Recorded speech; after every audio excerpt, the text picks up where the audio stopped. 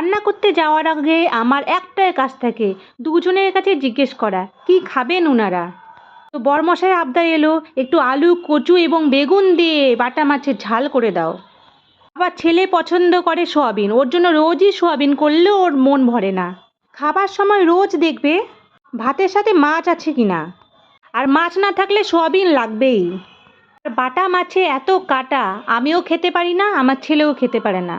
তাই ভাবলাম সোয়াবিনটা আজকে অন্যরকমভাবে রান্না করি। এই রেসিপিটার নাম হচ্ছে সোয়াবিনের হাতুয়া। এটা আমি একজনের ভিডিও দেখে শিখেছি। এর জন্য আমি পেঁয়াজ এবং টমেটোটাকে ভালো করে চটকে নিয়ে তার উপরে লবণ, হলুদ, কাশ্মীরি রেড চিলি, চিনি, রসুন এবং আদা বাটা সব কিছু মশলা দিয়ে আলু এবং সোয়াবিনটাকে ভালো করে মেখে রেখে দিলাম। তারপর তেলে ফোড়ন দিলাম গোটা গরম মশলা সব কিছু, শুকনো লঙ্কা, তেজপাতা এবং জিরা।